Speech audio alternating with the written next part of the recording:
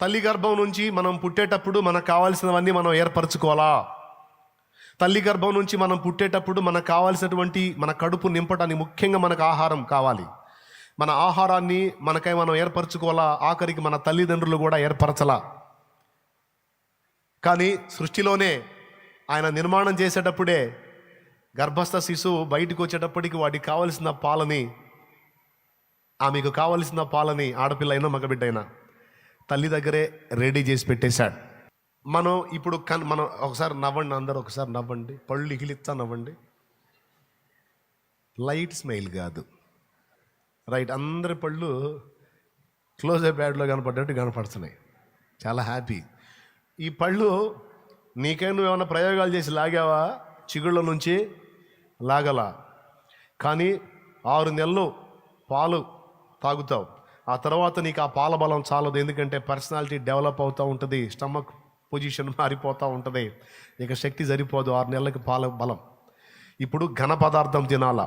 ద్రవ పదార్థ బలం చాలదు, ఘన పదార్థం తినాలంటే పళ్ళు కావాలా. ఆ పళ్ళు మీ మమ్మీయో మీ డాడీయో, లేకపోతే మా మమ్మీయో మా డాడీయో, లేదో నువ్వో నేనో మనం చిగుళ్ళ నుంచి బయటికి తీలే.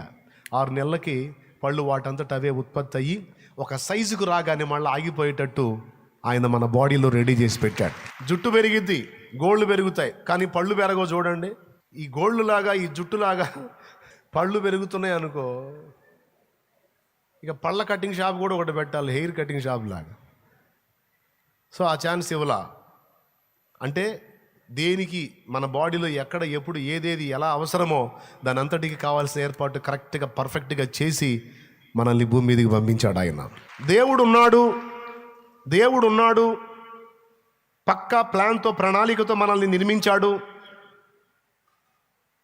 అనే విషయం నీకు స్పష్టంగా అర్థమైతే, ఆ విషయంలో నీకు సందేహం లేకపోతే, ఆ ఉన్న దేవుడు ఈ భూమి మీద మన మనుగడకు కావాల్సిన సమస్తాన్ని కూడా సమకూర్చగలడని నమ్ముటలో నీకే సందేహం ఉండదు. గొప్ప విశ్వాసం నీకుంటుంది, గొప్ప ధైర్యం కూడా నీకుంటుంది. సో మొట్టమొదట నమ్మాలి. ఏమని నమ్మాలి? నన్ను సృష్టించిన సృష్టికర్త ఒకడు ఉన్నాడు, ఆయన ఎవరో నాకు తెలుసు. ఆయన నన్ను ప్రేమిస్తున్నాడు. మా నాన్న, మా అమ్మ కంటే, శరీర సంబంధమైన నాన్న కంటే కూడా ఎక్కువ నన్ను ప్రేమించే నాన్న. నాకు కావలసినవన్నీ పుట్టుక దగ్గర నుంచి ఇప్పటిదాకా మొత్తం ముందే రెడీ చేసి పెట్టాడు. అవన్నీ ఇప్పటి వరకు అనుభవిస్తూ వచ్చా. ఇక ముందు కాలం కూడా ఆయన నాకు సిద్ధపరిచే ఉంచాడు అని నమ్మాలి. పాడుకోవాలి పాట. కాపాడినావు ఇంతకాలము, కాపాడెదవు ఇక ముందు. చాలు, అదే పాట. ఇది మళ్ళీ ఒకసారి పాడండి. కాపాడినావు ఇంతకాలము, కాపాడెదవు ఇక ముందు కాలము, నిన్ను మరువనయ్యా నా జీవితాంతము, నిన్ను మరువనయ్యా నా జీవితాంతము, నీకే నా బ్రతుకు సొంతము, సొంతము. అందుకొనుము దేవా ఆరాధన, నా దీన స్తుతి నివేదన. అందుకొనుము దేవా ఆరాధన. దేవునికి మహిమ. కాపాడాడు ఇంతకాలం, కాపాడతాడిక. అది విశ్వాసం ఉంచాలి ఆ పాయింట్లో. రెండవది, ఆ సమయం వచ్చినప్పుడు ఆయన అడగాలి. ఏ సమయం వచ్చినప్పుడు, ఏ అక్కరలోనైనా, ఏ పరిస్థితిలోనైనా నీ అక్కరలన్నీ ముందే ఎరిగి ఉన్న తండ్రి నీకు పరిచయం అయ్యాడు. నువ్వు ఆయనకి తెలుసు, ఆయన కూడా నీకు తెలుసు. కాబట్టి ఏమాత్రం సందేహించకుండా నీకు కావలసినవి ఆ సందర్భాలను బట్టి నువ్వు ఆయన అడగొచ్చు, పొందొచ్చు. తప్పకుండా ఇస్తాడు. పాపం ఈ సంగతి అన్ని జనులకు తెలీదు గనుకనే వాళ్ళు దిగులు పడతారు, విచారపడతారు, కృంగిపోతారు, చింతపడతారు, ఏడుస్తారు, గందరగోళం అయిపోతారు. మనకు అవసరం లేదుగా, మనకు తెలుసుగా. కాబట్టి మీరు వాటి విషయంలో దుఃఖపడొద్దు అని చెప్పాడు. ఇది నిజమని ఎంతమంది నమ్ముతున్నారు? చేతులు ఎత్తితే సంతోషపడతా. ఏం డౌట్ లేదా? ఏం లేదా? వాస్తవమేనా? అమ్మయ్య, సగం న్యాయం జరిగింది. ఇది మన అంతరంగంలో బాగా నాటబడాలి. ఒకవేళ ఇలా కాకుండా నువ్వు చిన్నదానికి పెద్దదానికి, చీటికి మాటికి, చిన్న సమస్యకి పెద్ద సమస్యకి, ఏది ఈ శరీర సంబంధంగా ఉన్న ఇబ్బందులను బట్టి నువ్వు కానీ విచారపడ్డావనుకో, కృంగిపోయావనుకో, కుమిలిపోయావనుకో, ఏడుచుకొని మొత్తుకొని గందరగోళం అయిపోయావనుకో, తిండి తినకుండా నిద్రమానుకొని దిగుల్లో బతుకుతున్నావు అనుకో, సింపుల్గా చెప్తాను, నువ్వు అన్యజనుడివి, అన్యజనురాలితో సమానం. నువ్వు విశ్వాస లెక్కలోకి రావిక, అన్యజనుల లెక్కలోకి వెళ్ళిపోతావు. పచ్చిగా చెప్తున్నా మళ్ళీ, భూ సంబంధమైన వస్తువుల విషయంలో, అవసరతల విషయంలో, డబ్బు విషయంలో, ఇతర సమస్యల విషయంలో నువ్వు కానీ దిగులు పడి, విచారపడి, కృంగిపోయి, కుమిలిపోయి, కలవరంలో బతుకుతుంటే అన్యజనులకు నీకు అట్టే తేడా లేదు. వాళ్ళు విచారిస్తారు వేటి గురించో, వాటి గురించే నువ్వు కూడా విచారాన్ని కలిగి ఉన్నావు, కృంగిపోతున్నావు. అవన్నీ నీ తండ్రి నీకు సిద్ధపరిచాడని, తగిన కాలం ముందు అవన్నీ నీకు అందుబాటులో తెచ్చి ఇస్తాడని నువ్వు నమ్మలేకపోతున్నావు. అందుకే కలవరంలో బతుకుతున్నావు. అలా కాదు, నా తండ్రి ఉన్నాడు, తప్పకుండా తగిన కాలం ముందు నా అవసరతను గుర్తెరిగి నాకు ఇస్తాడు, నేను ఆయనకి ప్రార్థన చేస్తాను, నేను ఆయన కార్యం కొరకు ఎదురు చూస్తాను, ఆయన్ని అడుగుతాను, ఆయన దగ్గర పొందుకుంటాను అని నువ్వు కానీ ఉండగలిగినట్లయితే, అలా వ్యవహరించగలిగినట్లయితే నువ్వు విశ్వాసివి. ఎందుకంటే ఇప్పుడు కలవరంలో బతకట్లా నువ్వు. లోకస్తులు వేటి గురించి కలవరపడుతున్నారో వాటిలో నీ కలవరం లేదు. నీకు ఇల్లు లేదని కలవరం లేదు, నీకు ఆస్తులు లేవని కలవరం లేదు, నీకు అప్పులైనని కలవరం లేదు, నిందిస్తారేమో, విమర్శిస్తారేమో, దూషిస్తారేమో అనే కలవరం లేదు. ఎందుకంటే ఒకవేళ నన్ను తిడితే, ఎవడైనా నన్ను రోడ్డుకు లాగితే, ఎవడైనా నన్ను నవ్వుల పాలుగా మాట్లాడితే, నవ్వుల పాలు చేద్దామని ఒకవేళ ఎవడైనా సాహసిస్తే, నాకు మా నాన్న ఉన్నాడు. నాకు ఎవరున్నారు? ఆయనకు తెలియకుండా జరగదుగా. కాబట్టి నన్ను నవ్వుల పాలు కావడానికి అప్పగించాడు అనుకో, ఆయన చిత్తం. నా కోసం వచ్చి ఆయన అన్ని అవమానాలు భరించినప్పుడు నేను చేసిన బుద్ధిహీనమైన పనులకు 4 మాటలు పడితే తప్పే ఉంది. అది కూడా నా తండ్రి చిత్త ప్రకారం ఆయన అనుమతిస్తేనే ఎవడైనా నన్ను దూషించి మాట్లాడగలుగుతాడు. కానీ ఎవడైనా నా దగ్గరకు వచ్చి నోరు తెరవాలంటే ఎవరున్నారు? ఎస్, నేను ఆయన నమ్ముతున్నా, ఆయనే చూసుకుంటాడు. తిడితే తిట్టనే, ఆయన అప్పచెప్పినప్పుడు నేను ఎట్లా తప్పించుకుంటా? కొడితే కొట్టనే, దెబ్బలకి నన్ను ఆయన అప్పగిస్తే నేను ఎట్లా తప్పించుకుంటా? చంపితే చంపనే, చావుకు నన్ను ఆయన అప్పగిస్తే నేను ఎట్లా తప్పించుకుంటా? మూలను పోయి దాక్కున్నా సరే తప్పించుకోలేను. ఏమైనా అర్థమవుతుందా తమ్ముళ్ళారా, చెల్లెళ్ళారా? నా తండ్రి అప్పగిస్తేనే కదా రోగం వచ్చింది. రోగానికైనా ఆయన అప్పగిస్తేనేగా. ఆయన సెలవు లేకుండా రోగం నన్ను జయించగలదా? ఏ మనుషులైనా జయించగలడా? నా ముందు ఎవరున్నారు? ఆయన ఉన్నాడు. మన మనస్సుని ఈ విధంగా సిద్ధపరచుకున్నప్పుడు కలవరం అనేది మన హృదయంలో ఉండదు. ఎందుకంటే అన్నిటికీ మెంటల్గా ప్రిపేర్ అయి ఉన్నాం. ఏదైనా సరే నా తండ్రి సెలవు లేకుండా జరగదు, ఏది అనుమతించబడినా అది ఆయన సెలవు చొప్పునే జరిగింది అని విశ్వసించగలిగితే ఇక కలవరంలో మనం ఉండటానికి వీల్లేదు. ఉండమన్నా ఉండదు కలవరం.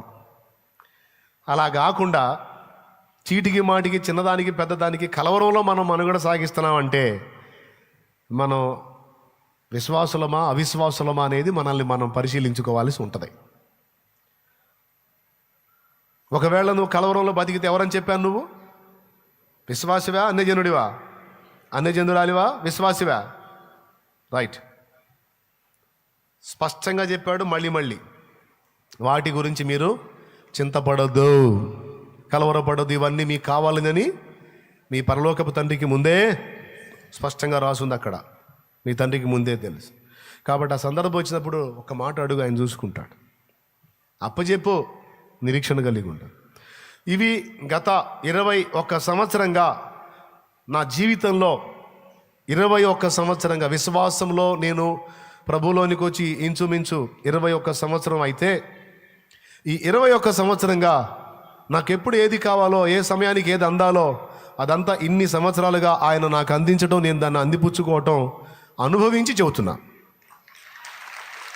అనుభవం లేకుండా చెప్పట్లా. కలవరంలో, విచారంలో నన్ను బతకనీలా. ఆయనను గూర్చిన ఆనందంలో, ప్రభువునందు సంతోషంలో నా మనుగడ సాగించాడు ఆయన. అబ్బా ఇది ఎట్లా చేయాలా, ఇది ఒక సమస్య అయిపోయిందే అని నేను దిగులు పడే ఆలోచన లేదు. అది ఎంతటిదైనా సరే దాన్ని వంచి నా చేతికి అప్పచెప్పగల నా దేవుడు నాకున్నాడని ఒక ధైర్యం, మొండి ధైర్యం.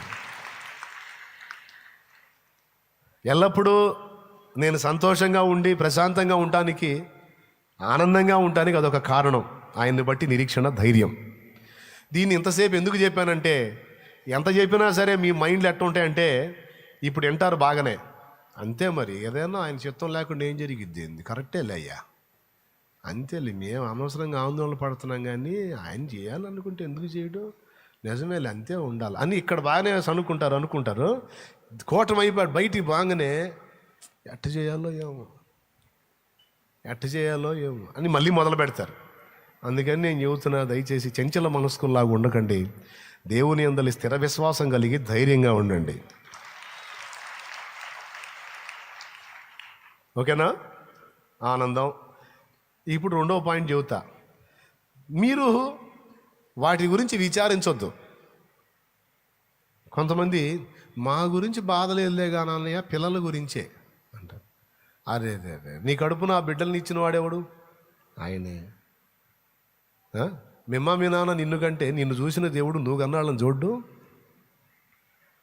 కాదులే అమ్మాయికి 30 ఏళ్ళు వస్తున్నాయి, ఇంకా పెళ్ళి కాలేదని, ఇంకా 40 ఏళ్ళు రాలేదుగా, 30 ఏళ్ళేగా. 30 ఏళ్ళు మీ అమ్మాయికి వస్తే 32 ఏళ్ళు వాడు ఎవడో ఉంటాడు, దేవుడు దాచిపెట్టే ఉంటాడు. నీకెందుకు? 35 మీ అమ్మాయికి వస్తే 38 ఎవడో ఉంటాడు, దేవునికి స్తోత్రం. ఏమో ప్రపంచంలో ఎవరు ఉన్నారు, ఏం కనపడతారు నీకు తెలుసా? నువ్వు చూసావా? ఆ సమయం వచ్చినప్పుడు దేవుడే వాడిని తీసుకొని వస్తాడు నీ ముందుకి. అంతే.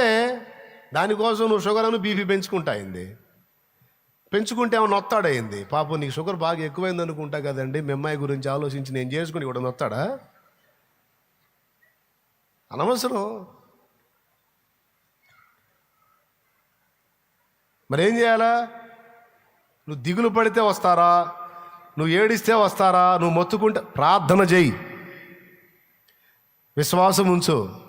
దేవా నాకంటూ ఈ బిడ్డనిచ్చావంటే ఈ బిడ్డకు సంబంధించినటువంటి వ్యక్తిని ఎక్కడో సిద్ధపరిచే ఉంచావు, నీ సమయం ఇంకా రాలేదా అయ్యా, కనికరించి నేను అవమానం పొందకుండానట్లు, నా బిడ్డ ఇబ్బంది పడకుండానట్లు, ఆమె కూడా అవమానం పొందకుండానట్లు దయచేసి ఆమెను ఒక ఇంటి దాన్ని చేయి. దేవా కార్యము చేయి, కనికరించని నువ్వు విశ్వాసంతో ఆయనకి అప్పజెప్పి ఆయనను బట్టి నువ్వు ధైర్యంగా ఉండగలిగితే ఆయన మాట్లాడతాడు. ఎక్కడున్నాడో ఆమె కోసం సిద్ధపరిచిన వాడు ఎక్కడున్నాడో వానితో, వాని సంబంధులతో ఆయన మాట్లాడతాడు. వాళ్ళే వచ్చి నీ ముందు నిలబడతారు. అంటే జస్ట్ ఒక విషయం, వివాహ సంబంధం అన్న దాని మీద చెప్పా పోల్చి, మిగిలిన విషయాలు అన్నీ అంతే. కాబట్టి భౌతికమైన విషయాల మీద నీవు కలవరపడాల్సిన అవసరము. రోగం వచ్చింది, రోగం వస్తే ఇంక అయిపోయిందా? నో, ఆయనే స్వస్థపరుస్తాడు.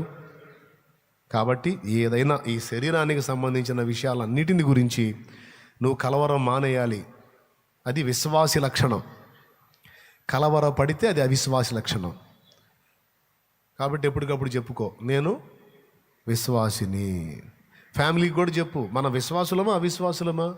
విశ్వాసం. మరి విశ్వాసం కలవరం ఎందుకు? ఆయన చూసుకుంటాడుగా. ప్రార్థన చేయి, ప్రార్థన చేద్దాం రండి, కలిసి ప్రార్థన చేద్దాం రండి. అది ఎంతమందికి అర్థమైందో ఏమో మరి. చాలా వందనాలు. ఇప్పుడు పాయింట్కి వస్తా. ఆయన నీతిని రాజ్యమును వెదకండి అనే మాట మాట్లాడాడు. అంటే ఏం చేయొద్దు, ప్రశాంతంగా తిని నిద్రపోని చెప్పలా. శరీరానికి సంబంధించిన విషయాలు వదిలేసేయి, నేను చూసుకుంటా. మరి నేనేం చూడాలి తండ్రి? నా నీతిని, నా రాజ్యమును మొదట నువ్వు వెతకాలి అన్నాడు. నీ నీతితో నాకెందుకు, నీ రాజ్యంతో నాకెందుకయ్యా అని అడుగుదామా? నీ నీతితో నాకెందుకు, నీ రాజ్యంతో నాకెందుకు అని అడుగుదాం. అప్పుడు ఆయన ఏమంటాడు తెలుసా? నాకెందుకేమిట్రా పిచ్చోడా, నాకెందుకేమిటి పిచ్చిదానా, నువ్వు నా కొడుకువి గనుక, నువ్వు నా కూతురివి గనుక, నావన్నీ నీవి గనుక, ఇవన్నీ మనవి గనుక అంటాడు. అది నాకెందుకేంటి, నువ్వేం బయటవాడువా, నువ్వేం బయట దానివా, నా కొడుకువి నువ్వు, నా కూతురివి నువ్వు. నా రాజ్యం ఎవరి రాజ్యం? అది నువ్వు పాలించే రాజ్యం, నువ్వు ఉండే రాజ్యం, నువ్వు ఏలే రాజ్యం. అందుకే నా నీతిని, నా రాజ్యమును నువ్వు వెతకాలి. కొడుకుగా నీ బాధ్యత, కూతురుగా నీ బాధ్యత అది.